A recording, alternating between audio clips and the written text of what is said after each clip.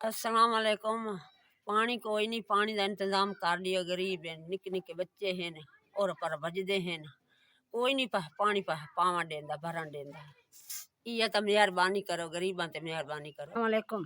सानू पानी का इंतजार कर दियो। सानू पानी निके निके बच्चे पानी वास्ते कोई नहीं, सानू भरा नहीं कोई नहीं देता।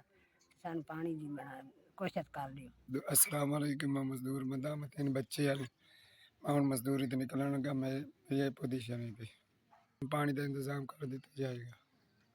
साढ़े को इतनी गुंजाइश कोई नहीं, पानी का इंतजाम कर दे, मेहरबानी होगी। सारा पानी तो गुजार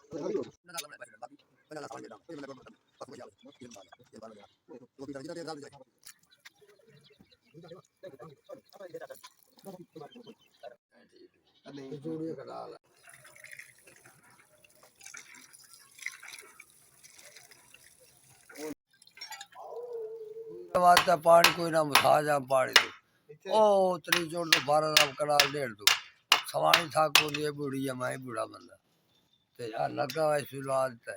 बड़ी शाबाश होगी के इंतजार कर दिता है। शाबाश है तुम्हारी। पीर नांदे पैन बच्चे तुम्हारे वास्ते दुआ करे से। बड़ा चल पे हुन बच्चे तुम्हारे वास्ते दुआ करे से, डाढ़ी दुआ करे से। मुथाज पानी तो बड़े मुथाज गरीब बंदे हैं, बड़े गरीब बंदे हैं। ते इंतजार हो गया, ठीक है। वालेकुम जनाब। SBS ने सानू नलका लवा दिता जी, बड़ी मेहरबानी जनाब। असी दुआ कर सा बड़े मजबूर आसे तंग आसे, अल्लाह तोड़ा भला करे, बड़ी मेहरबानी सानू ने नलका लवा दिता।